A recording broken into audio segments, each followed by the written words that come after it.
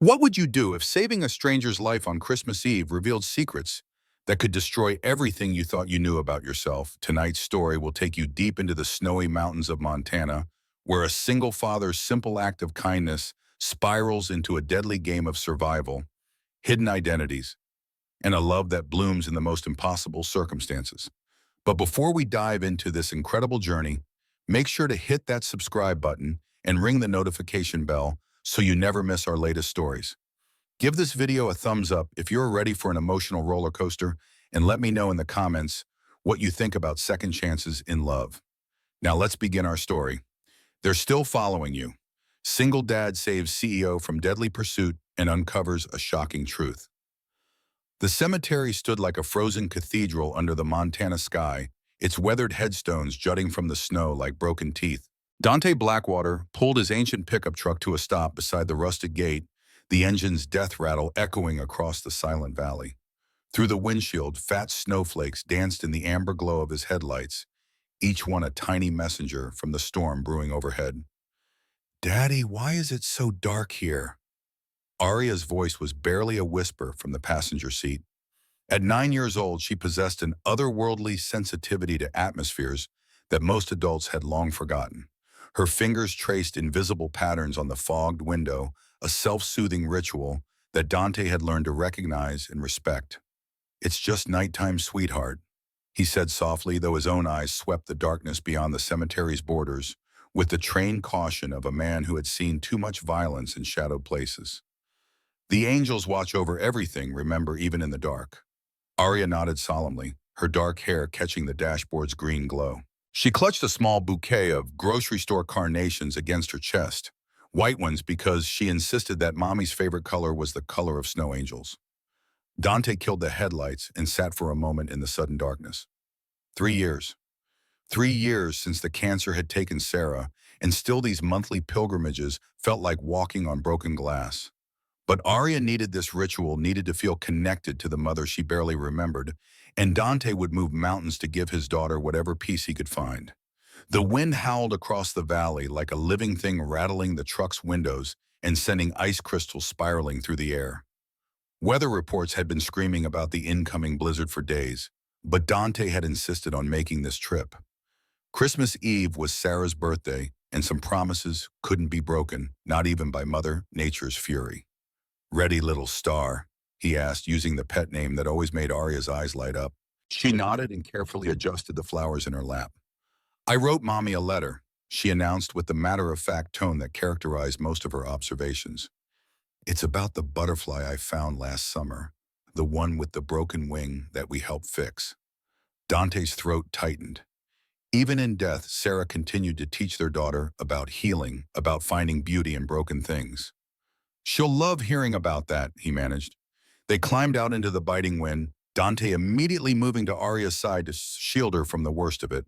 The snow crunched under their boots as they made their way through the cemetery's winding paths, their breath forming ghostly clouds that the wind snatched away before they could fully form.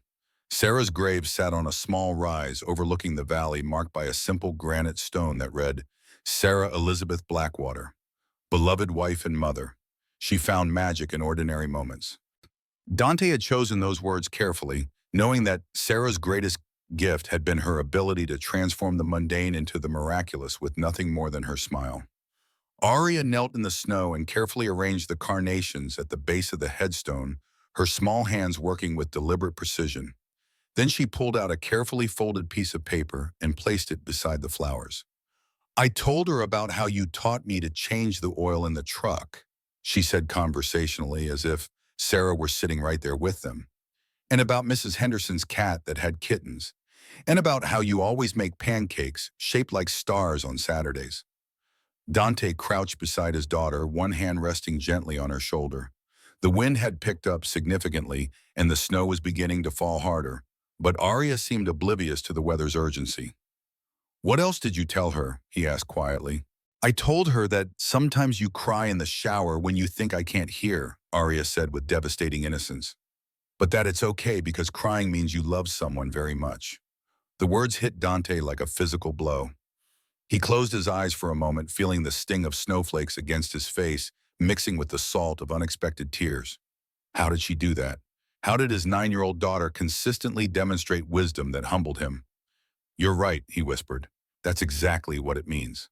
They sat in comfortable silence for several minutes, two small figures dwarfed by the vast Montana wilderness.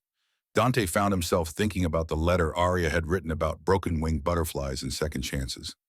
Sarah had always believed that everything happened for a reason, that the universe had a way of placing people exactly where they needed to be when they needed to be there. It was a philosophy he'd struggled to maintain after losing her, especially during those dark months when the medical bills had piled up and the VA disability checks hadn't stretched far enough to cover both rent and groceries.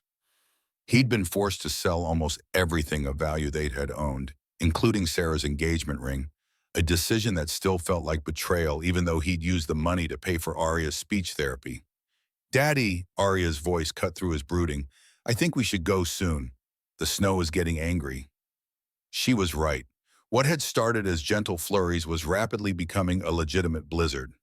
The wind was howling through the cemetery with increasing violence and visibility was dropping fast. They needed to get off the mountain before the roads became impassable. "Good call, little star," he said, standing and brushing snow from his knees. "Let's say goodbye to Mommy." Arya placed both small hands on the headstone and closed her eyes. "I love you, Mommy. Take care of the angels until we see you again." As they turned to leave, a sound cut through the wind that made Dante's blood freeze in his veins. It was the distinctive whine of jet engines under stress, followed by something that his military training recognized immediately: the sound of an aircraft in serious trouble. He grabbed Arya's hand and pulled her against him, scanning the storm-darkened sky. For a moment, there was nothing but swirling snow and howling wind. Then, through a brief break in the clouds, he saw lights, aircraft navigation lights, flying far too low and moving far too erratically. "What is it, Daddy?" Arya's voice was tight with concern. "Probably just a small plane trying to get ahead of the storm." He lied, though every instinct honed by years of combat was screaming that something was very wrong. The aircraft was losing altitude fast, and its flight patterns suggested either mechanical failure or something worse. The sound of impact came from somewhere in the valley below. Not the explosive crash he'd been expecting, but the grinding, scraping noise of metal meeting earth at high speed. Emergency landing. Someone had just put an aircraft down in the middle of a Montana blizzard, and they were probably hurt. Dante's mind raced. The smart thing, the safe thing would be to get Arya to the truck and drive to the nearest ranger station to report the crash. Let the professionals handle the rescue. He had responsibilities now, a daughter to protect, and charging off into a blizzard to play hero wasn't exactly Father of the Year material.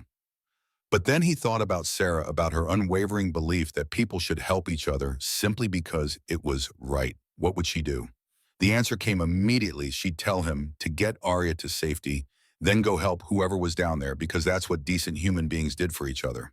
"Change of plans, sweetheart," he said, scooping Arya up and moving quickly toward the truck. "We're going to help some people who might be hurt." "Like the butterfly?" she asked as he buckled her into her seat. "Just like the butterfly." The road down from the cemetery was a winding ribbon of ice and treachery that demanded Dante's full attention under the best of circumstances. In a blizzard with visibility down to maybe 20 feet, and the wind trying to push his aging pickup into the guardrail every few seconds, it became an exercise in controlled terror. Arya sat quietly in the passenger seat, her hands folded in her lap, and her eyes tracking the hypnotic dance of snowflakes in the headlight beams. She had inherited her mother's ability to remain calm in crisis situations, though Dante suspected she didn't fully grasp the danger they were driving into. "There," she said, suddenly pointing through the windshield. "I see lights." Dante followed her gaze and felt his stomach drop. About half a mile ahead, just visible through the storm, an orange glow flickered against the white landscape. Not the steady beam of aircraft navigation lights, but something much more ominous, the wavering dance of fire.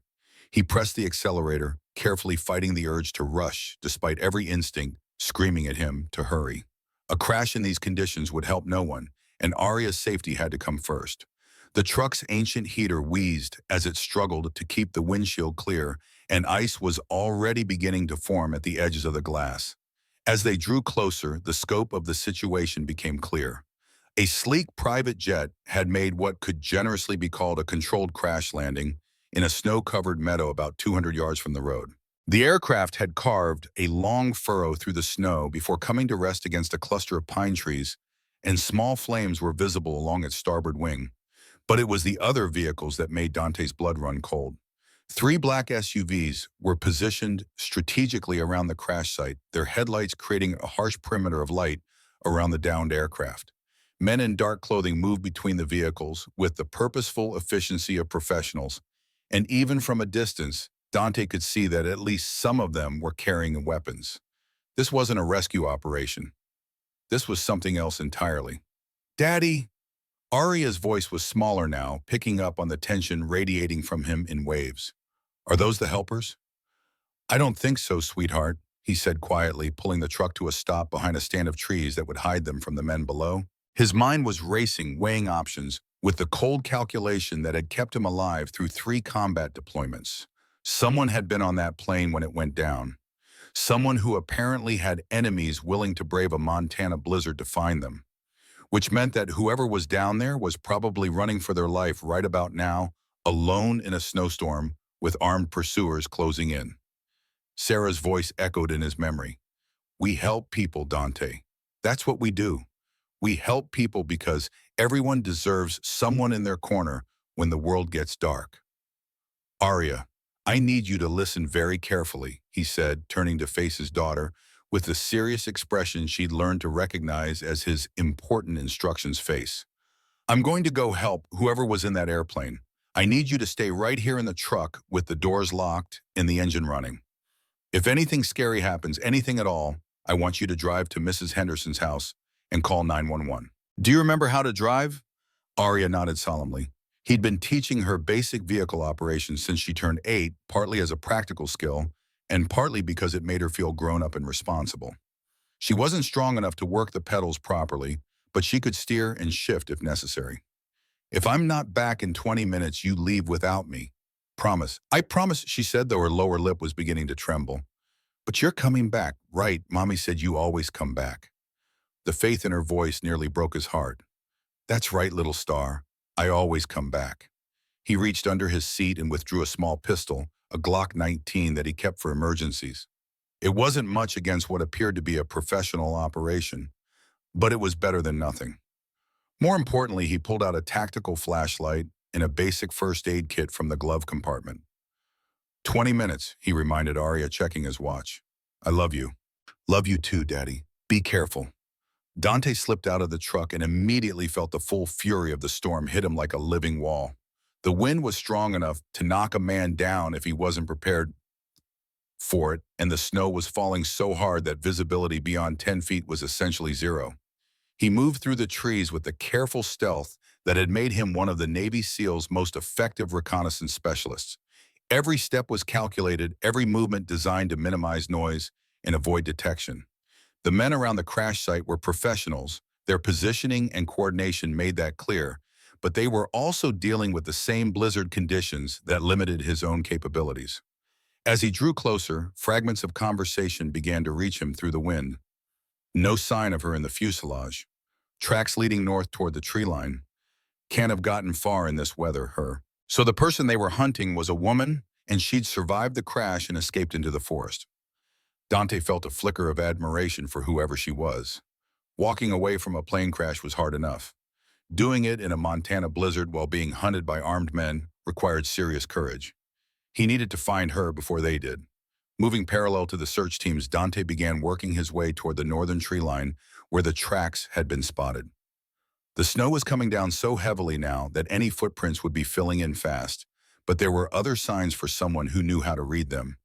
Broken branches, disturbed snow patterns, the subtle disturbances that marked the passage of someone moving in desperation rather than stealth. The forest grew denser as he moved away from the crash site, pine trees looming out of the darkness like ancient sentinels.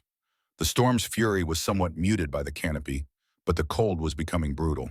Whoever he was tracking wouldn't survive long in these conditions without proper gear. A sound reached him through the wind, the crack of a breaking branch somewhere ahead and to his left. Too sharp and sudden to be natural. Someone was moving through the underbrush, and they weren't being particularly careful about it. Dante increased his pace, following the sound while maintaining his own stealth. Behind him, he could hear the pursuit team spreading out their voices, growing more distant as they expanded their search pattern. But they were moving slower than he was, hampered by their need to coordinate and communicate. Another sound, a muffled cry of pain or frustration, quickly cut off. Close now, very close. He rounded a massive pine tree and nearly stumbled over her. She was huddled at the base of an enormous pine, pressed against the trunk as if she could somehow merge with the bark and disappear entirely. Blood ran from a gash on her forehead, dark against pale skin, and her expensive-looking coat was torn in several places. But it was her eyes that struck him first, alert, intelligent, and absolutely furious despite the obvious pain and cold. When she saw him emerge from the storm, her hand moved immediately to something at her waist. In the dim light, Dante caught the glint of metal and recognized the distinctive profile of a small pistol. Smart woman, armed, aware, and definitely not planning to go quietly. "Stay back," she said, her voice steady despite the chattering of her teeth. "I don't know who sent you, but I'm not going anywhere without a fight." The accent was American, but refined East Coast money, probably. Her clothing, what he could see of it, spoke of wealth, high-quality materials, tailored, fit the kind of attention to detail that came with unlimited resources.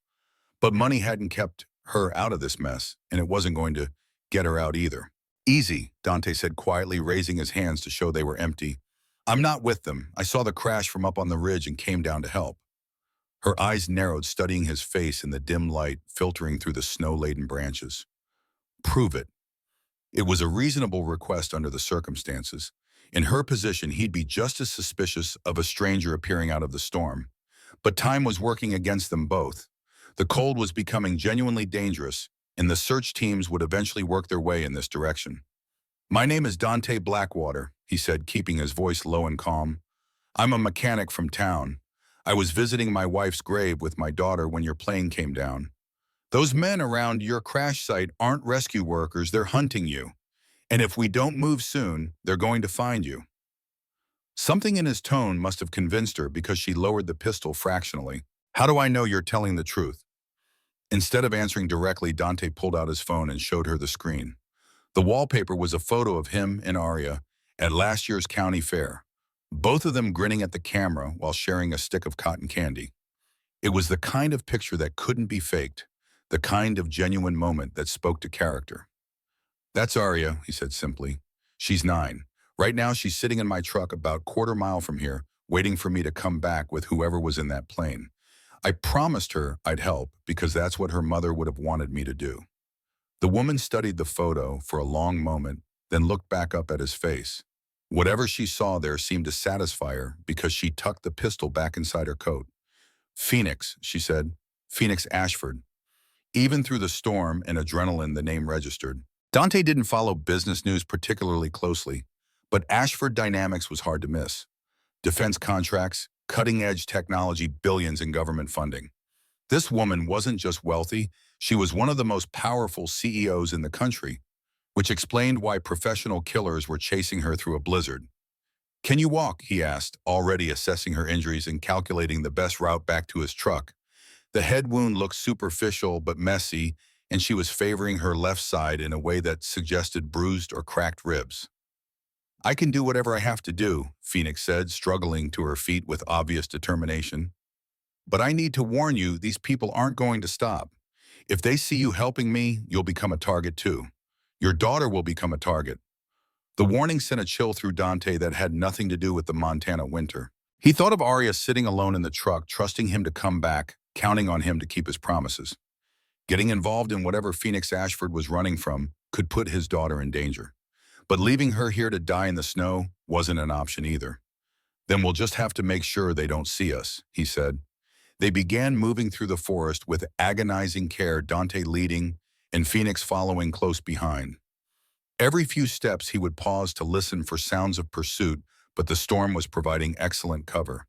The wind howled through the trees with enough noise to mask their movement, and the snow was falling so heavily that their tracks were already beginning to fill in. Phoenix proved to be tougher than her injuries suggested. She kept pace without complaint, moving with the careful efficiency of someone accustomed to pushing through discomfort. When she stumbled on a hidden root, she caught herself without making a sound. When branches caught at her torn coat, she extracted herself with methodical patience. "You're military," she observed quietly during one of their rest stops. It wasn't a question. "Former," Dante replied. "Navy SEALs, got out 3 years ago." Discharged or resigned. The question was more pointed than casual conversation. "What makes you think there's a difference?" "Because I know what it looks like when someone leaves the service voluntarily versus when they're forced out," Phoenix said. "And you move like someone who's had advanced training but lost faith in the system that provided it." She was perceptive, dangerously so. Dante found himself wondering what exactly Phoenix Ashford's company did beyond the public face of defense technology. But this wasn't the time for detailed background discussions. "We can compare notes later," he said. "Right now, let's focus on staying alive." They reached the edge of the forest without incident, but the final approach to Dante's truck would require crossing about 50 yards of open ground. The storm provided some concealment, but it wouldn't be enough if any of the search teams happened to be looking in the right direction. Through the swirling snow, Dante could see his pickup right where he'd left it, exhaust still visible from the tailpipe. Arya would be getting worried by now. They'd been gone for nearly 15 minutes. But he could also see lights moving in the distance as the hunters continued their systematic search of the area. "When I say run, we go straight for the truck," he told Phoenix. "Don't look back. Don't hesitate. My daughter is going to unlock the doors when she sees us coming. Get in the back seat and stay low." Phoenix nodded, her jaw set with determination. Blood was still seeping from the cut on her forehead, and Dante could see exhaustion beginning to take its toll despite her obvious strength. They needed to get her somewhere warm soon. He counted down silently, watching the pattern of the distant lights, waiting for the right moment when all the searchers would be looking in other directions. Now then. They ran. 50 yards had never felt longer. The snow grabbed at their feet with every step and the wind tried to knock them sideways. Dante kept one hand on Phoenix's arm, helping her maintain her balance as they struggled across the uneven ground. Behind them he could hear shouting they had been spotted. The truck's passenger door flew open as they approached, revealing Arya's anxious face in the dome light. "Daddy."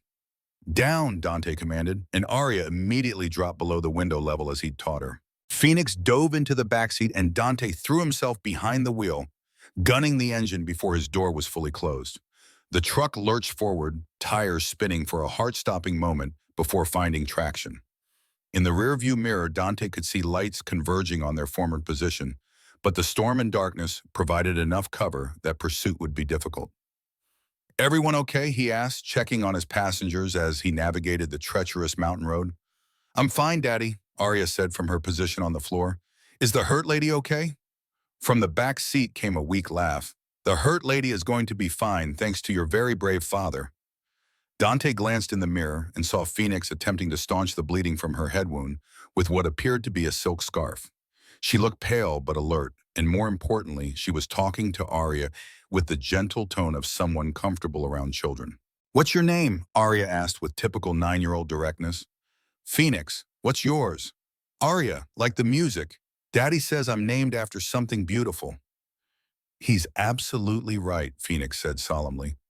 "Arias are some of the most beautiful songs ever written." Despite everything, the crash, the chase, the armed men in the forest, Dante felt a small smile tug at his lips. Trust his daughter to find the human connection in any situation. It was perhaps Sarah's greatest gift to their child, the ability to see people rather than circumstances. But they weren't safe yet. The men pursuing Phoenix were professionals, which meant they'd have contingency plans and backup resources. Simply getting away from the immediate area wasn't enough. They needed somewhere secure to regroup and figure out their next move. "There's a ranger station about 10 miles down the mountain," he said. "We can—" "No." Phoenix's voice cut through his planning with sharp urgency. "No police, no officials, no one in any kind of government position. These people have resources you can't imagine. They'll have infiltrated local law enforcement within hours of hitting the ground." Dante frowned. He'd been thinking tactically, get to safety, contact authorities, let someone else handle the bigger picture. But Phoenix was suggesting something much more complex and dangerous. "Then where?" he asked. "I don't know," she admitted. "Somewhere remote. Somewhere we can hole up while I figure out who's behind this and how to stop them." From the floor of the cab, Arya's small voice piped up, "We could go to the cabin." Dante felt his breath catch. The cabin. He hadn't been there since Sarah died, couldn't bear the memories it contained. But it was isolated, defensible, and completely off any official records. "What cabin, sweetheart?" Phoenix asked gently. "Daddy and Mommy built a secret cabin in the mountains for when they wanted to be alone together," Arya explained. "It's got food and blankets and everything. Daddy taught me how to get there in case of emergencies." In the rearview mirror, Dante saw Phoenix's eyes meet his. She was smart enough to understand what Arya was offering, a safe house that wouldn't appear on any database someplace completely disconnected from the digital networks that professional hunters would use to track them. "It's about 2 hours from here," he said quietly. "But the road is rough and in this storm." "It's better than being caught," Phoenix replied, "and I think we're going to need time to figure out exactly what we're dealing with." Dante nodded and adjusted their route, heading deeper into the mountains instead of down towards civilization. Behind them, the lights of their pursuers disappeared into the storm, but he knew the reprieve was temporary. Phoenix Ashford was clearly running from something much bigger than a simple business dispute, and whatever it was, it had followed her into his life and threatened his daughter's safety. The smart thing would be to drop her at the next town and disappear. Take Arya and leave Montana entirely. Start over somewhere these people would never think to look.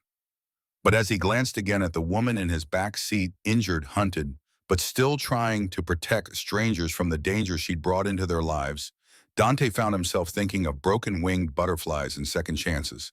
Sarah would have told him to stay and help. And despite the fire gnawing at his gut, despite the very real danger to everything he held dear, he knew that's exactly what he was going to do. The truck climbed higher into the mountains, carrying 3 unlikely companions toward a confrontation with secrets that would change all their lives forever. The cabin emerged from the darkness like something from a fairy tale, its snow-covered roof and warm yellow windows promising shelter from the storm that had been battering them for the past 2 hours. Dante's hands ached from gripping the steering wheel as he navigated the final stretch of barely visible road, but seeing their destination brought a wave of relief so intense it was almost painful. "There it is," Arya whispered from the passenger seat, her voice filled with wonder. "It looks just like I remembered." In the back seat, Phoenix stirred from the exhausted half-sleep she'd fallen into during the difficult journey. The bleeding from her head wound had stopped, but Dante could see the strain of the evening's events written across her features. She needed medical attention, food and warmth, in that order. "How long since you've been here?" Phoenix asked, studying the cabin through the windshield. 3 years, Dante replied quietly. "Since Sarah died." And the admission hung in the air between them, heavy with unspoken grief. This place had been their sanctuary, his and Sarah's, a retreat from the world where they could simply exist together without the weight of his PTSD or her cancer treatments. They'd built it themselves over the course of 2 summers, every board and beam placed with love and hope for a future that had been cut tragically short. Now he was bringing strangers into that sacred space, and he wasn't sure how he felt about it. The truck's headlights swept across the cabin's front porch as Dante maneuvered into the small clearing that served as a parking area. Everything looked exactly as he'd left it, the woodpile covered by a tarp, the rocking chairs Sarah had insisted on despite his protests that they were too domestic, the wind chimes that played soft melodies whenever the mountain breezes stirred them. "It's beautiful," Phoenix said softly, and there was something in her tone that suggested she understood the significance of what she was seeing. "Mommy loved it here," Arya said matter-of-factly. "She said it was where the angels came to rest when they got tired of flying."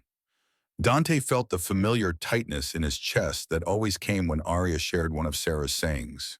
His wife had possessed an almost mystical ability to find magic in the simplest moments, to transform ordinary experiences into something transcendent through the sheer force of her optimism. "She sounds like she was very wise," Phoenix replied. "She was." Dante agreed, then forced himself to focus on the practical needs of the moment. "Let's get inside and warm up. Then we can figure out what comes next." The cabin's interior was exactly as he'd left it, though covered with 3 years' worth of dust and the particular stillness that comes with long abandonment. The main room featured a stone fireplace that dominated one wall, flanked by built-in bookshelves that Sarah had filled with everything from poetry to philosophy to her beloved romance novels. A small kitchen occupied one corner, and a ladder led to a sleeping loft that had been Arya's favorite hiding place during their visits. There's a generator out back, Dante said, moving immediately toward the fireplace. I'll get it running once we have some heat going. Arya, can you show Phoenix where the medical supplies are? His daughter nodded importantly and led their guest toward a cabinet near the kitchen. Mommy was a nurse before she got sick, Arya explained. She made sure we always had everything we might need to help hurt people. While they sorted through the first aid supplies, Dante focused on building a fire. The kindling was dry, and soon flames were crackling cheerfully in the grate, casting dancing shadows across the cabin's walls and filling the space with welcome warmth. The familiar ritual of fire building helped center him, providing a few moments of normalcy in what had been a decidedly abnormal evening. This should help with the bleeding. Phoenix's voice drew his attention back to the present. She was holding a small bottle of antiseptic, while Arya carefully unwrapped a sterile bandage. I can do that, Dante said, moving toward them. Military medic training. I can manage, Phoenix replied, though he could see her hands trembling slightly from cold and shock. I've had some experience with field medicine. There was something in the way she said it that suggested her experience went beyond the basics, but Dante didn't press. Everyone had secrets, and Phoenix Ashford clearly had more than most. The important thing was getting her patched up and figuring out their next move. At least let me help, he insisted gently. You can't see the full extent of the wound. After a moment's hesitation, Phoenix nodded and settled into one of the cabin's rustic chairs. Dante knelt beside her and began carefully cleaning the gash on her forehead.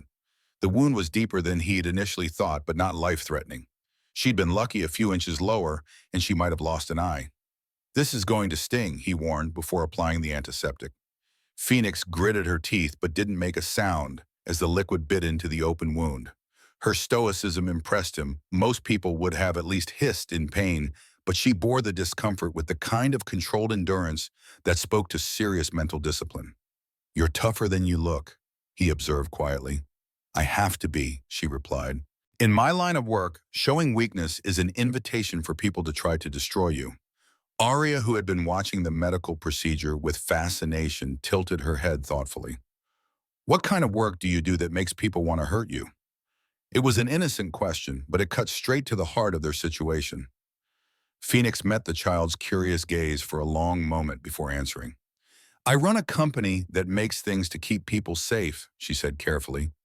But sometimes the bad people don't like that because it makes their jobs harder.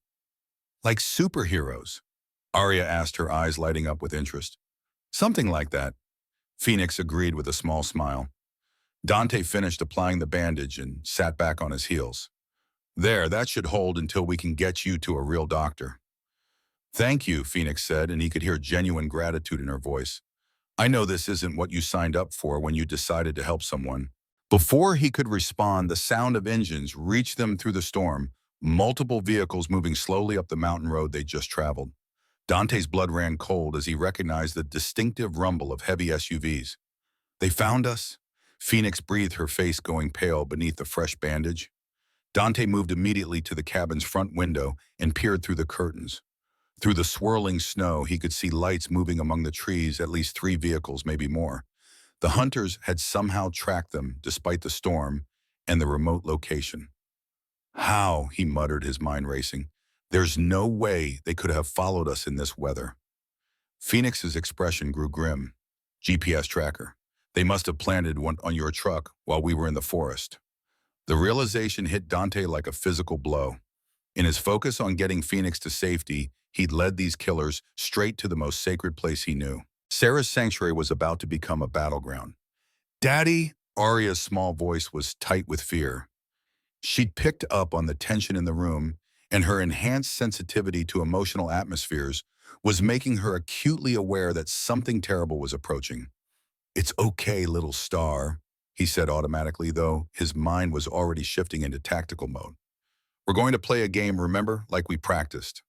They had practiced in the months after Sarah's death, when his PTSD was at its worst and he'd been plagued by paranoid fears about threats to his daughter. He'd taught Arya emergency procedures, where to hide, how to stay silent, what to do if bad people ever came to hurt them. He'd hoped they'd never need those skills. The special hiding place, Arya asked quietly. That's right. Can you show Phoenix where it is? Arya nodded and took Phoenix's hand, leading her toward a section of the cabin's back wall that looked identical to every other section. But Dante and Sarah had built a hidden panel there concealed behind a bookshelf that swung out on hidden hinges to reveal a small storage space originally intended for emergency supplies. "It's not very big," Arya explained to Phoenix as they opened the hiding spot, "but it's safe. Daddy made it so the bad people could never find me."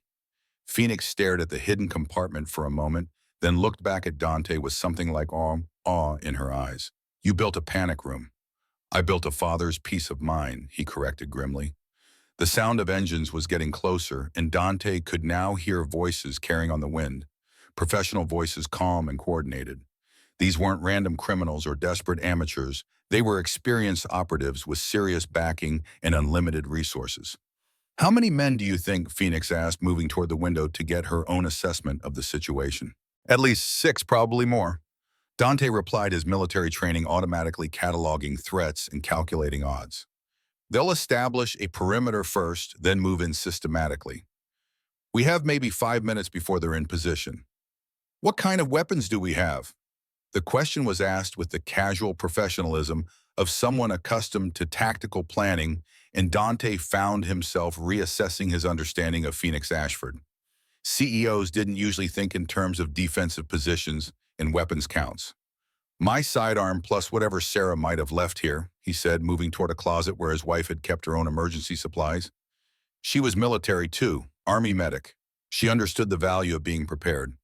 He opened the closet and felt a surge of gratitude for his wife's foresight. Along with medical supplies and emergency rations, Sarah had maintained a small arsenal, a hunting rifle, a shotgun, and several boxes of ammunition. Not enough to fight off a professional assault team, but sufficient to make them think twice about rushing in. "Impressive," Phoenix observed, examining the weapons cache. "Your wife really was prepared for anything." "She had to be married to me," Dante replied. "PTSD makes you paranoid about threats, and she learned to take my concerns seriously even when they seemed irrational." As if summoned by his words, a new sound reached them through the storm, the distinctive crack of a branch breaking under a careful footstep. "Close. Very close. They're moving into position," Dante whispered, shouldering the rifle and checking its action. "Time to go." But as they turned toward the hidden compartment where Arya was waiting, Phoenix suddenly grabbed his arm. "Wait," she said urgently. "There's something you need to know before this goes any further." "Not now," Dante hissed. "Whatever secrets you're carrying can wait until we're all still breathing." "No, they can't," Phoenix insisted. "Because what I'm about to tell you changes everything about why these people are here and what they're willing to do to get me." The sound of footsteps was getting closer, and Dante could now see shadows moving past the windows. They were out of time for explanations. "Then tell me fast," he said grimly. Phoenix took a deep breath, and when she spoke, her words shattered his understanding of everything that had happened that night. "My real name isn't Phoenix Ashford," she said quietly. "It's Natasha Volkov. And 12 years ago, your unit was sent to assassinate my father."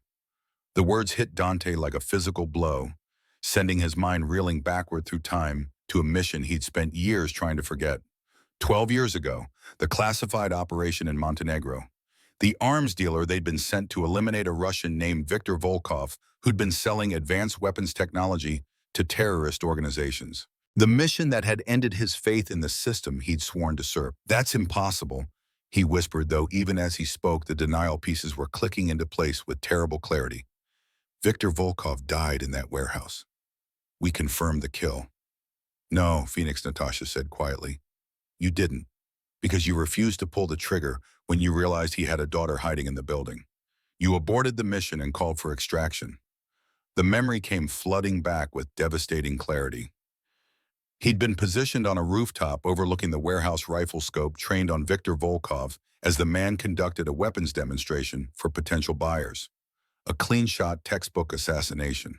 Until a child had run into his line of sight, a girl maybe 10 years old calling out for her papa in accented English. Dante had frozen. For 30 seconds, that felt like 30 years he'd stared through that scope at a father and daughter, and he'd been unable to reconcile his mission with his humanity. In the end, he'd radioed his team leader and reported that civilians were present. Mission parameters had changed, extraction required. It had been the beginning of the end of his military career. The follow-up team completed the mission 3 days later, he said hollowly. Intel confirmed Viktor Volkov was dead. Intel was wrong, Natasha replied. My father survived, but he was badly wounded. He died 6 months later from his injuries, but he lived long enough to arrange for my safety. Around them, the sounds of their hunters moving into position grew more pronounced, but Dante found himself frozen by the implications of what he was hearing. The adoption, Phoenix Ashford, was my father's final contingency plan. Richard Ashford was one of his legitimate business partners, a defense contractor who'd been secretly buying technology for years. When my father died, Ashford adopted me, gave me a new identity, and eventually turned Ashford Dynamics into exactly what my father had always dreamed of: a legitimate technology company with government contracts and unlimited access to classified research. The tactical part of Dante's mind was screaming at him to move to get his daughter to safety and worry about the implications later. But the human part, the part that had carried guilt over that mission for 12 years, needed to understand. Then why are they hunting you, he asked, if you've been operating legitimately? Because 3 months ago I discovered that Ashford Dynamics wasn't as legitimate as I'd thought, Natasha said bitterly.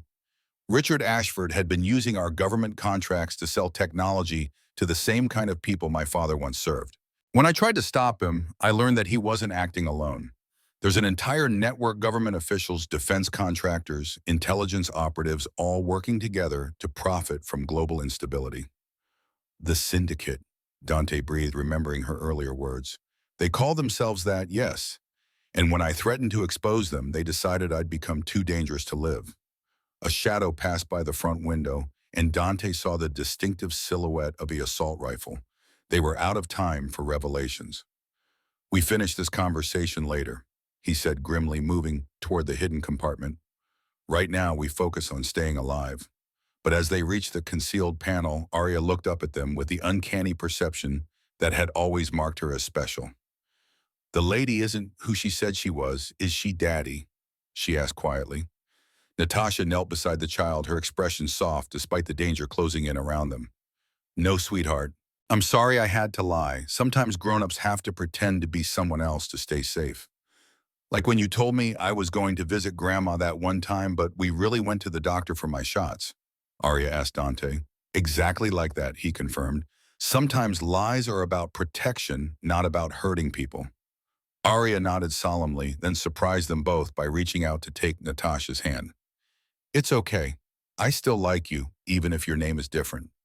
The simple acceptance in his daughter's voice made Dante's chest tight with emotion. Children, he reflected, were often wiser than adults when it came to judging character. Arya had instinctively recognized something trustworthy in this woman, regardless of the deceptions surrounding her identity. Into the hiding place now, he instructed gently. Both of you. And no matter what you hear, you don't come out until I come get you personally. What if you can't come get us? Arya asked with devastating directness.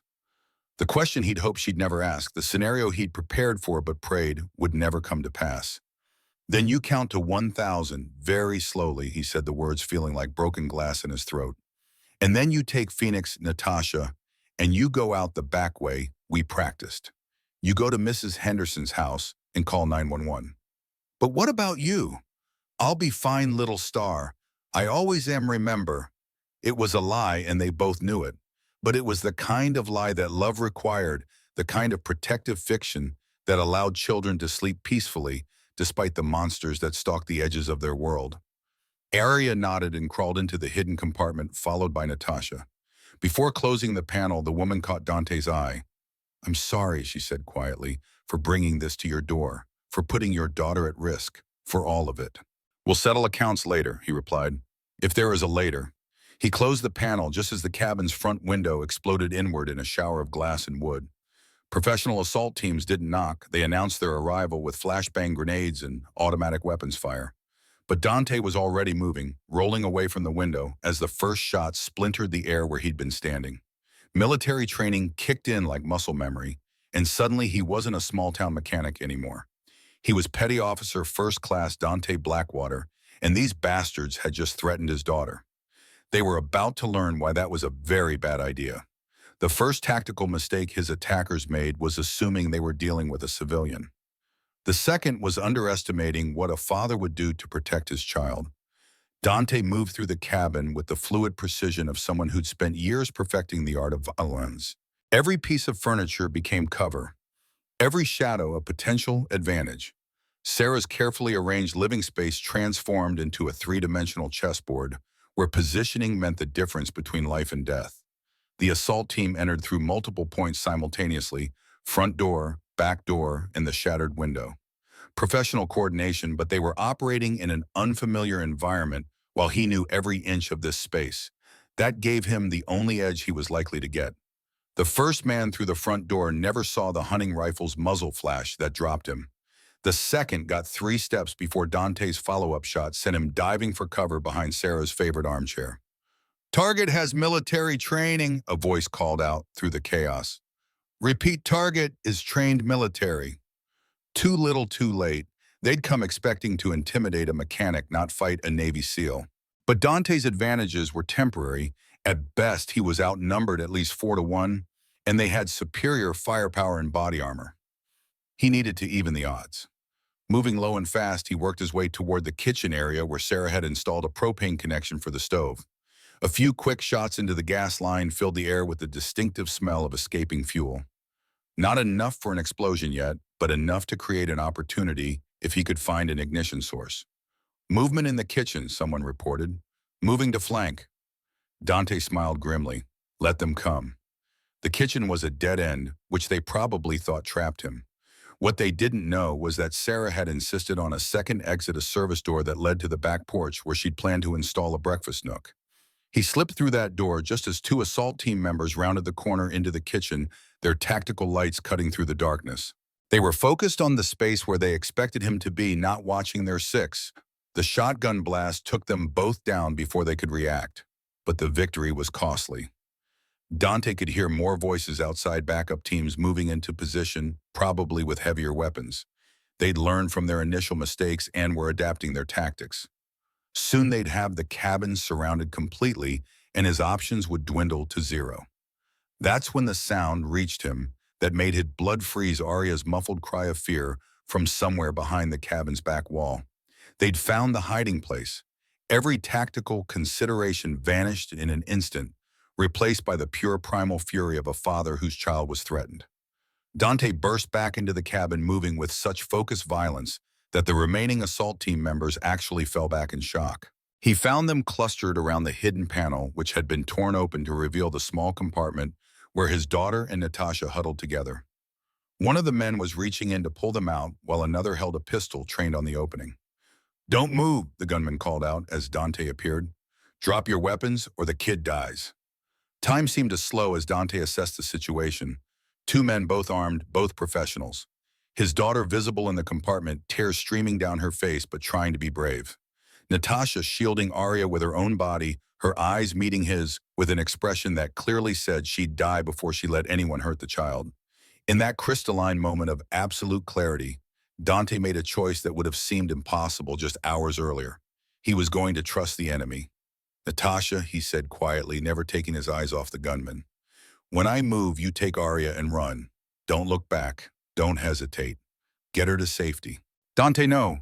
Natasha started to protest. "That's an order," he said with the voice he had once used to command men in combat. "Protect my daughter." The gunman's finger was tightening on the trigger when Dante moved. Not toward them as they expected, but sideways, drawing their fire away from the compartment, while simultaneously triggering the improvised explosive he'd been planning since entering the kitchen. The cabin's gas line ignited with a roar that shook the entire structure. The explosion wasn't large enough to bring down the building, but it was sufficient to create chaos, confusion, and most importantly, a diversion. In the seconds of shock that followed while his attackers were dealing with flying debris, in the sudden wash of heat and light, Dante heard the sounds he'd been praying for: Natasha's voice urgently directing Arya toward the back exit, followed by the slam of the service door. They were out. His daughter was safe, which meant he could stop holding back. The next few minutes were a blur of violence that would have been impossible to follow for anyone not trained in close-quarters combat. Dante moved through the smoke and chaos like a ghost, using every technique learned through years of special operations training. When the smoke finally cleared, 5 professional killers lay dead among the wreckage of what had once been Herodotus' sanctuary with Sarah. But there was no time to mourn the destruction. Through the settling dust, he could hear engines starting outside. The surviving members of the assaults team were falling back to regroup. They'd return with reinforcements and heavier weapons probably within the hour. He needed to find Arya and Natasha and get them far away from here. Dante grabbed what weapons and ammunition he could salvage from the wreckage and slipped out through the service door. The storm was still raging, which provided excellent cover as he tracked the footprints leading away from the cabin toward the tree line.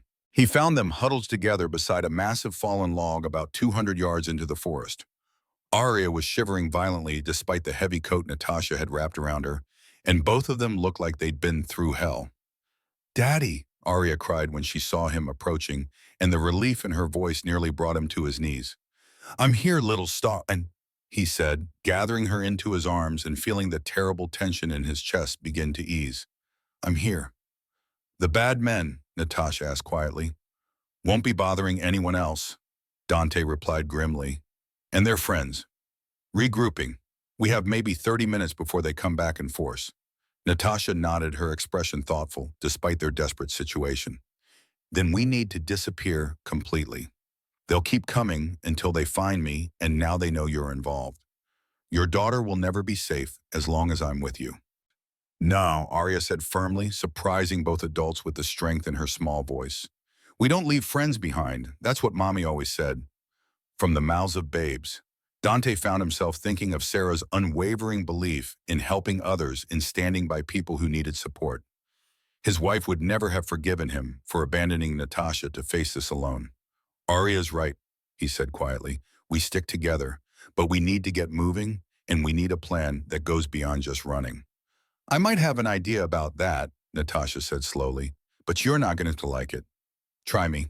There's a facility about 50 miles north of here, Ashford Dynamics Black Site Research Installation. Officially, it doesn't exist. Unofficially, it's where we develop our most sensitive projects." Dante frowned. "You want to go toward your company?" "That sounds like running straight into the lion's den." "That's exactly why it might work," Natasha explained. "The syndicate has compromised the official corporate structure, but the Black Site operates independently. If I can reach the site commander and convince him of what's really happening, we might be able to turn the tables." "Might. It's a risk," she admitted, "but it's better than running blind while they hunt us down one by one." Dante considered the proposal while Arya nestled closer against his chest, drawing warmth from his body heat. The child's breathing was beginning to steady, but he could feel exhaustion taking its toll on her small frame. They needed shelter, medical attention for Natasha's injuries, and time to plan their next move properly. Most of all, they needed allies. And if Natasha was right about having people she could trust at this mysterious facility, it might be their only real chance. "How do we get there?" he asked. "There's an access road about 10 miles east of here. Emergency pickup protocol. If I can reach the checkpoint and identify myself properly, they'll extract us. And if you can't, then we probably die in the snow," Natasha said with brutal honesty. Dante looked down at his daughter, who was listening to their conversation with the wide-eyed attention that meant she understood more than she was letting on. Making this choice meant putting Arya in even greater danger, but it also might be their only path to ending the threat permanently. "Okay," he said finally. "We try it. But if things go wrong—" "They won't," Arya said quietly, surprising them both. "The angels won't let anything bad happen to people who help each other." Sarah's voice speaking through their daughter's innocent faith. Dante felt tears sting his eyes as he held the two most important people in his world and prepared to lead them into the unknown. Behind them, the cabin where he'd once dreamed of growing old with his wife burned against the Montana sky, consuming the last physical remnants of the life they'd built together. But ahead lay possibilities he couldn't yet imagine, dangerous possibilities, but possibilities nonetheless. As they began moving through the storm toward an uncertain future, Dante found himself thinking about broken-winged butterflies and second chances, about the mysterious ways that tragedy and redemption often walked hand in hand. The night was far from over, and their greatest challenges still lay ahead. But for the first time since Sarah's death, Dante Blackwater wasn't facing the darkness alone. The Ashford Dynamics Black Site facility materialized from the blizzard like a vision from a science fiction film. What had appeared to be nothing more than a maintenance shed beside a forgotten Forest Service road transformed upon closer inspection into something far more sophisticated. Hidden cameras tracked their approach. Concealed sensors undoubtedly analyzed everything from their heat signatures to their weapons profiles, and somewhere in an underground command center, security personnel were making rapid decisions about whether the three snow-covered figures stumbling out of the storm represented a threat or an opportunity. "State your identification," came a disembodied voice from a concealed speaker system. "You have 30 seconds to comply before defensive measures are activated." Natasha stepped forward, pulling back the hood of her borrowed coat to reveal her face clearly to the hidden cameras. Even injured and exhausted, she carried herself with the unmistakable authority of someone accustomed to commanding respect. "Phoenix Ashford CEO authorization code, Delta 77 Alpha," she said clearly. "I'm requesting emergency extraction under Protocol 7 with 2 civilians under my protection." The silence that followed seemed to stretch forever, broken only by the wind howling through the pine trees. Dante kept one arm around Arya, who was leaning heavily against him, her small body finally succumbing to the exhaustion and trauma of their ordeal. They'd been moving through the storm for over 2 hours, following game trails and maintenance roads that Natasha somehow knew with surprising precision. "Authorization confirmed," the voice finally responded. "Proceed to entry point Alpha. Medical team is standing by." The ground beneath their feet began to move, or rather what they'd taken for solid earth revealed itself to be an ingeniously camouflaged elevator platform. As they descended into the hidden facility, Dante found himself reassessing his understanding of what Ashford Dynamics actually was. This level of secrecy and security went far beyond normal corporate research. The elevator opened onto a scene that looked like something from a military command center crossed with a high-tech laboratory. Personnel in tactical gear moved with purposeful efficiency alongside scientists in lab coats, and every surface seemed to display real-time data feeds from sources around the globe. Ms. Ashford, a tall man in his 50s, approached them rapidly, his face a mixture of relief and concern. "Thank God you're safe. We lost contact with your aircraft over 6 hours ago." "Commander Hayes," Natasha replied, accepting the man's steadying hand as exhaustion finally began to show in her posture. "We need medical attention, secure communications, and a full tactical briefing. The syndicate has moved against us directly." Hayes nodded grimly. "Medics are already en route." "Sir," he turned to Dante, "I'm Commander Hayes' Site Security Chief. Ms. Ashford's message indicated you and your daughter provided assistance under extremely dangerous circumstances. The company is deeply in your debt." "Dante Blackwater," he replied, studying Hayes with the automatic assessment of someone trained to evaluate potential allies and threats. The man radiated competence and calm professionalism, but Dante had learned not to trust appearances where Ashford Dynamics was concerned. "And this must be Arya." Hayes continued, crouching down to the child's eye-level loss with the easy manner of someone comfortable around kids. "I have a daughter about your age. Would you like some hot chocolate while the doctors check on everyone?" Arya nodded shyly, then looked up at her father for permission. The trust in her eyes reminded Dante of what was really at stake here, not just their immediate survival, but his daughter's future. Whatever happened next, it had to result in Arya being safe to grow up, to go to school, to have the normal childhood that Sarah had dreamed of for her. "Hot chocolate sounds perfect," he agreed. As they were led deeper into the facility, Dante observed everything with tactical interest. The security was impressive, multiple checkpoints, armed personnel who moved like special operations veterans, and technology that was clearly years ahead of anything he'd seen during his military service. But it was also obvious that this was a defensive installation built to protect rather than to project force. The medical bay they were brought to could have equipped a major hospital.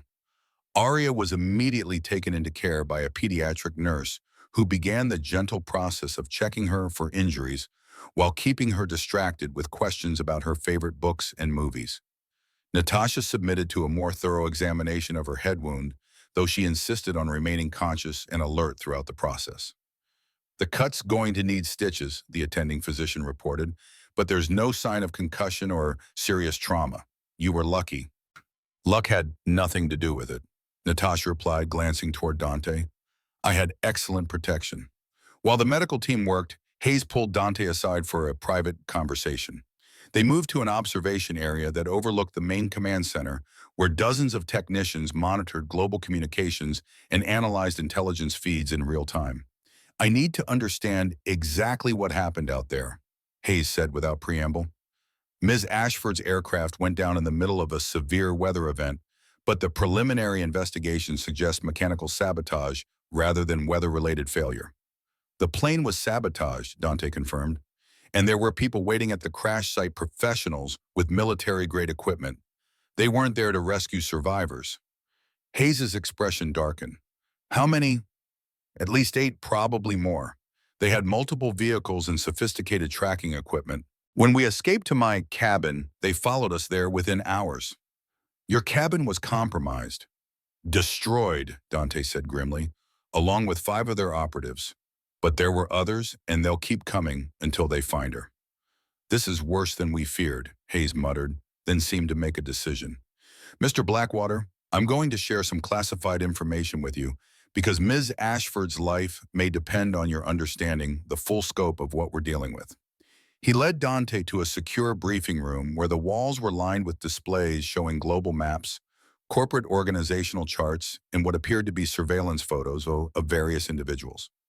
3 months ago, Ms. Ashford discovered evidence that her adopted father, Richard Ashford, had been selling classified technology to unauthorized buyers, Hayes began. Not just random criminals we're talking about, state actors, terrorist organizations, and private military companies with destabilizing agendas.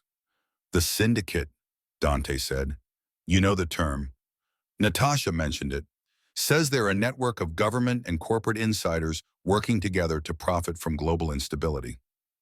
Hayes nodded. That's an accurate, if simplified, description. What makes them particularly dangerous is their legitimate access to intelligence resources, defense contracts, and political influence. They can operate in plain sight because, technically, they're not breaking any laws that they didn't write or interpret themselves. The implications were staggering. Dante had spent his military career believing he was fighting to protect American interests, only to learn that some of those interests were fundamentally corrupt. And now those same corrupt forces were trying to kill the one person who threatened to expose them. Where does this facility fit in, he asked. This site was established by Ms. Ashford after she inherited control of the company, Hayes explained. Officially, we're a research and development installation. Unofficially, we're her attempt to build a power base independent of the corrupted corporate structure. Everyone here has been personally vetted by me, and everyone here is loyal to her vision of what Ashford Dynamics could become, which is a legitimate defense technology company that actually serves the interests of peace and stability rather than perpetual conflict. It was an ambitious goal, but Dante found himself believing in the sincerity behind it. Everything he'd seen of Natasha Phoenix suggested someone genuinely committed to doing the right thing, even at enormous personal cost. So what's the plan, he asked. That depends on what Ms. Ashford decides, Hayes replied. But I suspect she's going to want to take the fight directly to the syndicate rather than continuing to run and hide. That sounds incredibly dangerous. More dangerous than letting them operate unchecked for another decade, Hayes challenged. Mr. Blackwater, these people don't just threaten Ms. Ashford. They threaten global stability. Every conflict they profit from means thousands of innocent people die. Eventually, someone has to stand up and say enough. Dante thought about his daughter sleeping peacefully in the medical bay under the protection of people who might be humanity's last best hope against a faceless enemy that treated human lives as nothing more than profit margins. What would she need from me, he asked quietly. I don't know, Hayes admitted, but I suspect that's a conversation you'll need to have with her directly. They found Natasha in the facility's communications center, her head freshly bandaged and her attention focused intently on multiple data streams flowing across wall-mounted displays. She'd changed from her torn and blood-stained clothing into the kind of nondescript tactical gear worn by the facility's personnel, and despite her injuries, she radiated the focused energy of someone finally in her element. The attack on my aircraft was coordinated with strikes on 3 other targets, she reported as Dante and Hayes joined her. They hit our main research facility in Colorado, our legal team's offices in Washington, and my personal residence in New York. This wasn't just an assassination attempt, It was a comprehensive effort to decapitate the entire operation. Casualties? Hayes asked grimly. 12 confirmed dead, including Senator Morrison's entire investigative staff. Natasha replied, her voice tight with suppressed emotion. They're not just trying to kill me anymore. They're eliminating anyone who might carry on the work if I'm gone. Dante felt a chill that had nothing to do with the Montana winter. Your senator friend was investigating them. Morrison was chair of the Senate Intelligence Committee's Oversight Subcommittee, Natasha explained. He'd been working with us to build a case that could actually bring charges against syndicate leadership. Now he's dead, along with all the evidence his team had collected. The scope of what they were facing was becoming clearer, and it was more terrifying than Dante had imagined. This wasn't a business dispute or even a corporate conspiracy.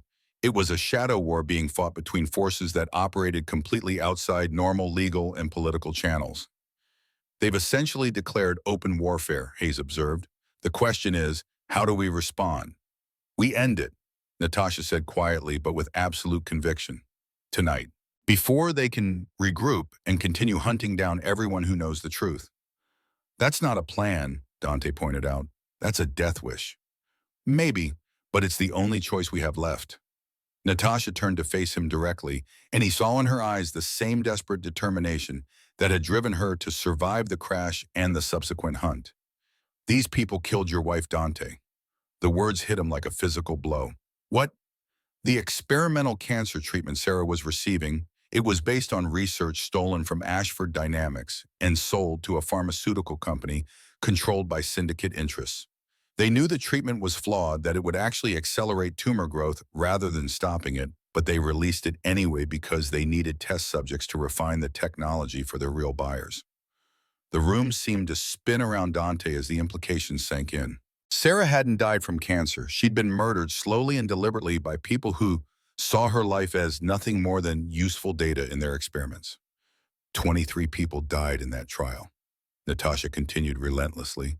23 families destroyed so that the syndicate could perfect a biological weapon they intended to sell to the highest bidder. Your wife was just collateral damage in their pursuit of profit. Rage flooded through Dante's system like molten metal, more intense than anything he'd felt since Sarah's death. For 3 years, he'd blamed himself for not being able to save her, for not finding better doctors or more experimental treatments. To learn that her death had been deliberate, that she'd been sacrificed to advance someone else's agenda, was almost more than his sanity could bear. How do you know this? He managed through gritted teeth. Because stopping that weapons program was one of my first acts as CEO, Natasha replied. When I discovered what had been done, I tried to notify the families of the victims. But the syndicate buried the evidence and discredited the survivors before they could seek justice. Why didn't you tell me this before? Because I needed you, focused on keeping us alive, not consumed with vengeance, she said honestly. But now I need you to understand what we're really fighting for. This isn't just about my survival anymore. It's about preventing them from doing to other families what they did to yours. Hayes cleared his throat uncomfortably. Ma'am, with respect, we don't have the resources for a direct assault on syndicate leadership. Our personnel strength is less than 50, and they have access to virtually unlimited government and corporate resources. We don't need to outfight them, Natasha said, moving toward a communications console. We need to outthink them, and I have an idea that might just work. She began typing rapidly, her fingers flying over multiple keyboards as she accessed systems throughout the facility. Data streams appeared and disappeared on the displays around them, and Dante caught glimpses of financial records, communication intercepts, and what appeared to be real-time surveillance footage from locations around the globe.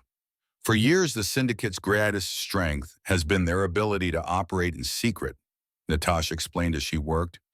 Government officials who provide them with intelligence, corporate executives who facilitate their operations, military contractors who supply their weapons, all of them depend on plausible deniability. So we take that away from them, Hayes said, beginning to understand her direction. Exactly. We expose everything simultaneously to multiple news organizations, law enforcement agencies, and foreign governments. Make it impossible for them to contain the damage or eliminate all the witnesses. Well, they'll kill you before you can upload the first file, Dante pointed out. Not if I'm already dead, Natasha replied with a grim smile. Commander Hayes, how quickly can your team fake my death convincingly enough to fool their intelligence networks? Given our resources, maybe 30 minutes, Hayes said thoughtfully. But once they believe you're dead, what's to stop them from just going underground and rebuilding their operations somewhere else? Because the data release won't just expose their current operations. Natasha explained, it'll include financial records going back 15 years, showing every transaction, every payoff, every weapons sale. We're talking about evidence of crimes that will put their leadership away for life if it doesn't get them executed for treason first. It was an audacious plan, Dante had to admit. Risky beyond measure, but with the potential to end the threat permanently rather than simply postponing it. What do you need from me, Barbretti asked. I need you to get Arya to safety, Natasha said quietly. There's a secure facility in Canada where Hayes can arrange for her protection until this is over. She's been through enough. She doesn't need to see how this ends. And then I need you to help me die. The plan they developed over the next hour was elegantly simple in concept and terrifyingly complex in execution. Natasha would appear to die in a carefully staged accident at the facility, complete with security footage and forensic evidence that would convince even sophisticated intelligence analysis. Meanwhile, the real Natasha would be hidden in the facility's deepest levels, while a global data dump exposed every aspect of the syndicate's operations. The timing would be critical. Too early, and the syndicate would have time to contain the damage before it spread beyond their control. Too late, and they'd discover the deception before the evidence could be distributed to enough independent sources to ensure their destruction. The hardest part will be selling the death convincingly, Hayes explained as he showed them the facility's emergency protocols. We need something that destroys enough evidence to explain why there's no recoverable body but leaves enough traces to confirm that someone actually died. Explosion in the main computer core, Natasha suggested. Make it look like I was trying to destroy evidence when a power overload caused a catastrophic failure. Classic desperate fugitive scenario. That could work, Hayes agreed. We can stage it so the explosion looks like it triggered the facility's self-destruct sequence, total destruction of all its computer systems, and most of the upper levels. Dante studied the facility schematics with growing unease. What about everyone else? Your staff won't survive an explosion like that. They'll be evacuated beforehand, Hayes assured him. Emergency protocols call for complete personnel evacuation in case of containment breach. We'll just implement those protocols a little early. And afterward, this facility officially never existed. My personnel disappear into new identities, and Ms. Ashford becomes someone else entirely. It meant giving up everything, her identity, her company, her legal status as an American citizen. But it also meant the possibility of actually stopping the people who had killed Sarah and 22 other innocent victims. There's one more thing, Natasha said quietly. I need someone to trigger the data release manually from an external location. The timing has to be perfect, and it has to happen after the syndicate confirms my death, but before they have time to implement new security measures. I'll do it, Dante said immediately. Dante, no, she protested. You have Arya to think about. I won't ask you to. You're not asking, he interrupted. I'm volunteering. These bastards killed my wife and threatened my daughter. I want to be the one who brings them down. The emotion in his voice seemed to convince her because she nodded slowly. The upload will take approximately 20 minutes from initiation. You'll be completely exposed during that time. If they trace the source location, they'll send everything they have to stop you. Then we better make sure they don't trace it, Dante replied grimly. They spent the remaining time refining the details and preparing contingencies.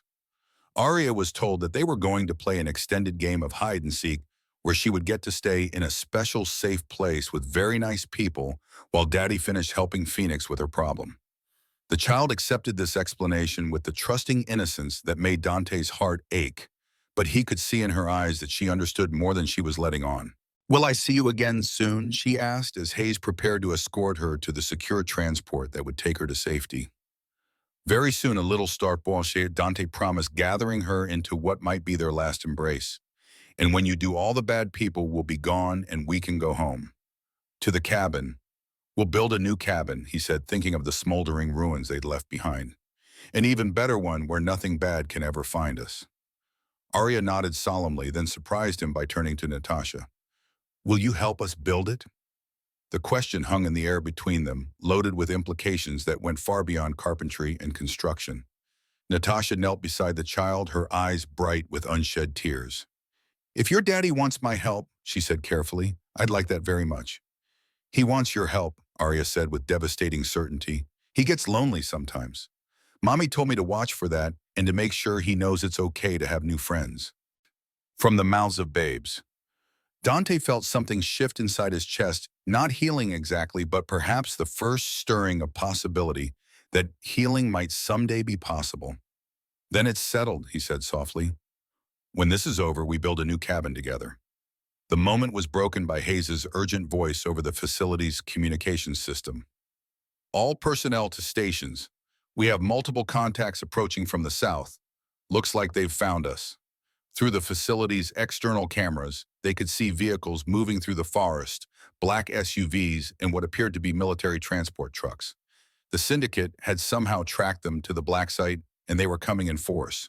How much time do we have? Natasha asked, already moving toward the computer core. Maybe 10 minutes before they breach the perimeter, Hayes replied. This changes nothing, we stick to the plan.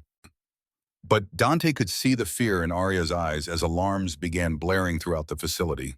His daughter was about to watch her father disappear into danger again, and this time she was old enough to understand that he might not come back. Change of plans, he said suddenly. I'm staying with her until she's safely away.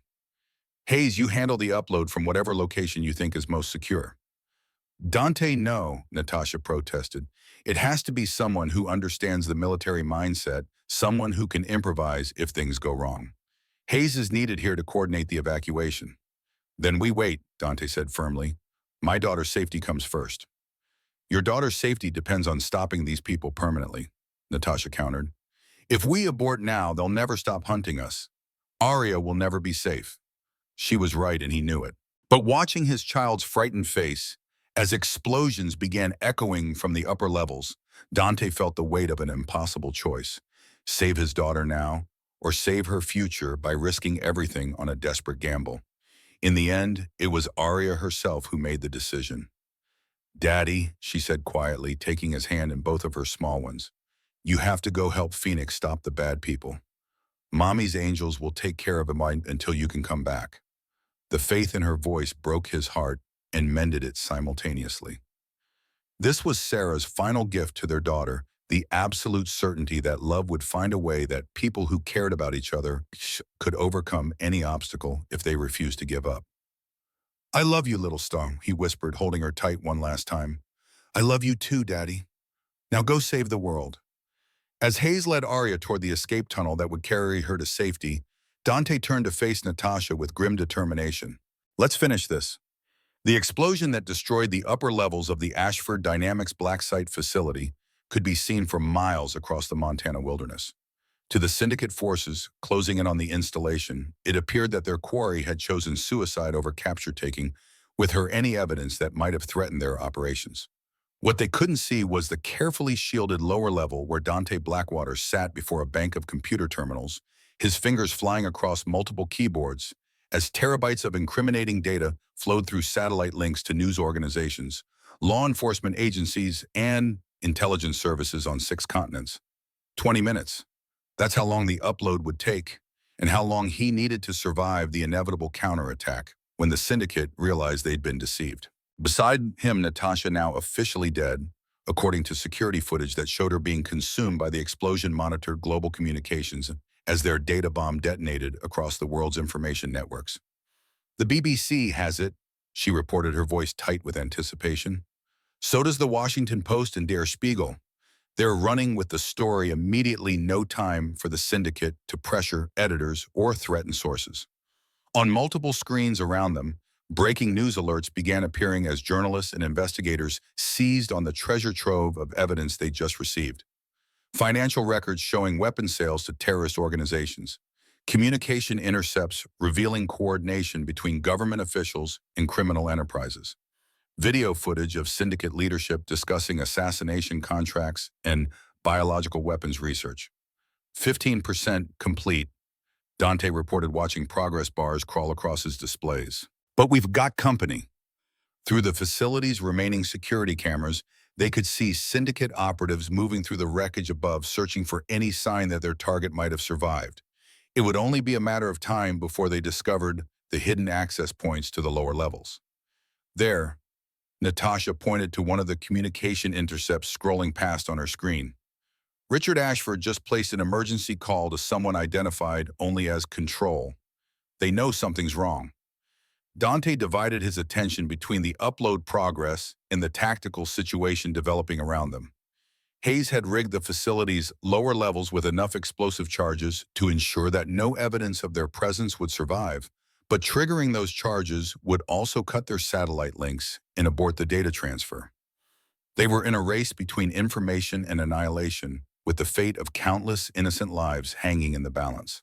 30% complete, he announced, then froze as new movement appeared on the security feeds. They've found the access tunnel. Professional soldiers in full tactical gear were rappelling down the emergency shaft that provided the only entrance to their hidden sanctuary. Dante counted at least 6 figures before the camera was shot out, which meant they had maybe 2 minutes before the assault team reached their position.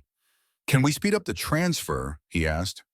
"Not without risking data corruption," Natasha replied. "If the files arrive incomplete, the evidence won't be sufficient to bring charges. Then we hold them off." Dante moved to the weapons cache Hayes had prepared, selecting a rifle and enough ammunition to sustain a brief firefight. The facility's lower level had been designed as a bunker with defensive positions and overlapping fields of fire, but it wouldn't hold against a determined assault indefinitely. 45% complete, Natasha called out as the first explosions echoed through the access tunnel. "They're breaching the security doors." The sound of gunfire reached them now, sharp and immediate. The assault team was eliminating the facility's automated defenses and would reach their position within minutes. "Natasha," Dante said quietly as he checked his weapon one final time, "if something happens to me, make sure Arya knows that everything we did was for her." "Nothing's going to happen to you, Crike," she replied fiercely. "We're both walking out of here alive." From your mouth to God's ears. The first tactical charge detonated outside their secured door, filling the air with smoke and debris. Through the haze, Dante could see figures moving with professional coordination, advancing behind ballistic shields and covering each other with practiced efficiency. He opened fire. The next few minutes became a blur of violence and desperation as Dante used every technique learned through years of special operations training to hold off superior numbers. The defensive positions Hayes had designed worked exactly as intended, channeling the assault team into kill zones while providing cover for the defender. But ammunition was finite, and reinforcements were undoubtedly on the way. 60% complete, Natasha shouted over the gunfire. The Times has picked up the story, so has Reuters and the Associated Press. It's spreading faster than they can contain it. A fresh wave of attackers pushed through the smoke, forcing Dante to fall back to a secondary position. His rifle was running low on ammunition, and the tactical vest Hayes had provided was already showing the impact points of several near misses. 75%, Natasha announced. The Justice Department has issued a statement saying they're opening an immediate investigation. The president is calling for a congressional inquiry. "How much longer?" Dante called out as he reloaded behind the marginal cover of an overturned desk. 3 minutes, maybe 4. 3 minutes might as well have been 3 hours given their current situation. The assault team had identified his position and was preparing for a final coordinated rush that would overwhelm his remaining defenses. That's when the explosion started. Not the controlled demolitions Hayes had prepared, but something much larger and more violent. The entire facility shook as massive detonations echoed from the surface, and through the chaos, Dante could hear something that made his heart leap, the distinctive roar of military helicopters. "Federal agents?" A new voice boomed through tactical speakers. "This is FBI Hostage Rescue Team Alpha. Cease fire and surrender immediately." The syndicate assault team hesitated for a crucial moment, confused by the unexpected arrival of law enforcement. In that instant of uncertainty, Dante heard the sweetest sound imaginable, Natasha's voice announcing completion of their mission. 100% transfer complete. All files successfully distributed. The cavalry had arrived just in time, summoned by the very evidence they'd sacrificed everything to reveal. Within minutes, FBI tactical teams were securing the facility, and placing the surviving syndicate operatives under arrest. As Dante emerged from the smoke and chaos, his first thought was of his daughter. Arya was safe, the threat that had stalked them through the Montana wilderness was neutralized, and the people responsible for Sarah's death would finally face justice.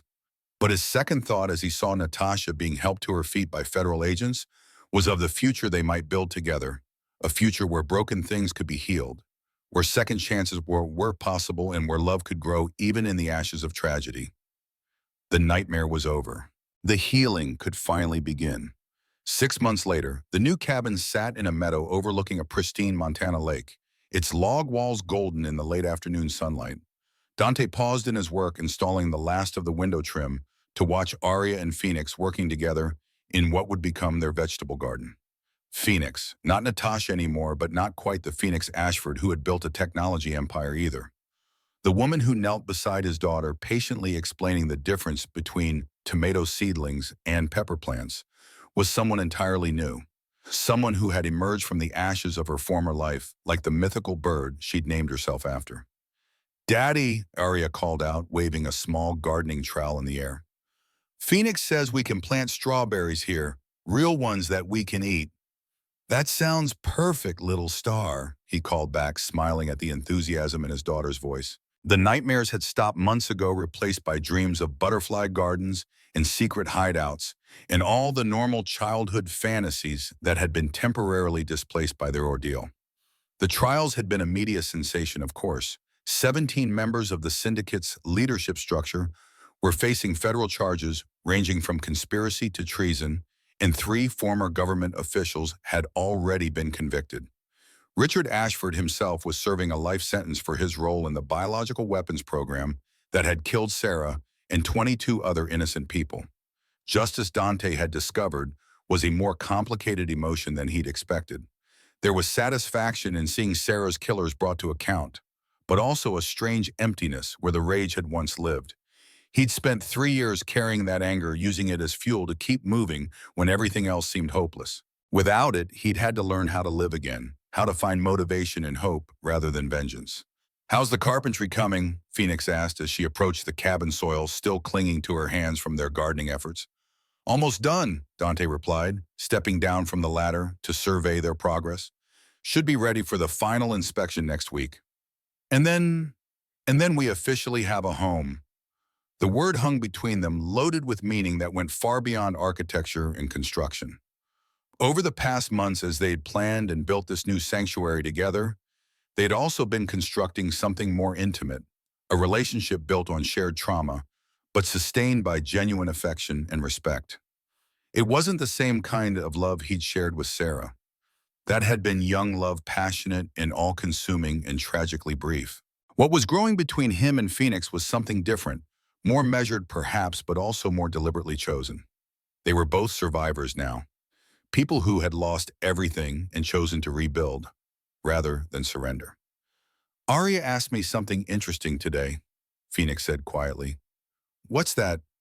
"She asked if I was going to be her new mommy." Dante felt his breath catch.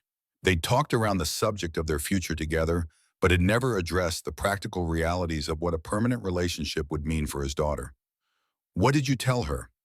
"I told her that nobody could replace her real mommy, but that sometimes families grow in different ways," Phoenix replied carefully.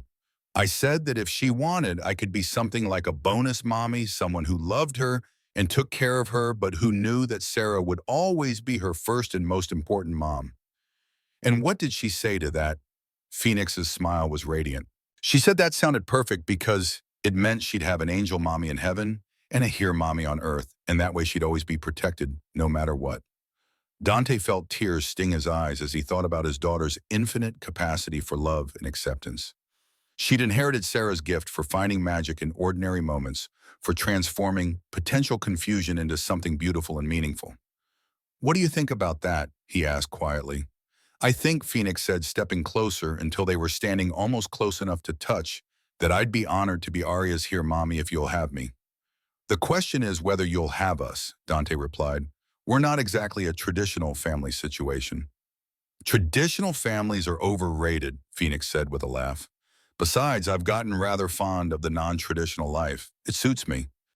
He reached out and took her hands in his, feeling the calluses she'd developed during months of construction work and gardening. These weren't the soft hands of a corporate CEO anymore, but the strong, capable hands of someone who'd learned to build rather than just manage. Phoenix Blackwater, he said experimentally. How does that sound? Like a new beginning, she replied softly. From the garden, Arya's voice called out with urgent excitement. Come look, I think I found where the butterflies are going to live. They walked hand in hand toward their daughter's discovery, a corner of the garden where wildflowers had spontaneously bloomed, creating exactly the kind of natural sanctuary that would attract the butterflies Sarah had always loved. As they knelt beside Arya to examine her, Fine Dante felt a sense of completion that he'd thought was lost forever. The broken-winged butterfly had learned to fly again. And in learning, it had discovered that sometimes the strongest wings are the ones that have been mended with love. Above them, the Montana sky stretched endlessly blue, and somewhere in that vast expanse, Dante could almost hear Sarah's voice whispering her approval of the life they were building together. The nightmare was over. The healing was complete. And the real story, the story of love and hope and second chances, was just beginning. Thank you for joining us on this incredible journey of love, loss, redemption, and hope. Remember to like it and subscribe for more amazing stories, and let us know in the comments what you thought of Dante and Phoenix's adventure.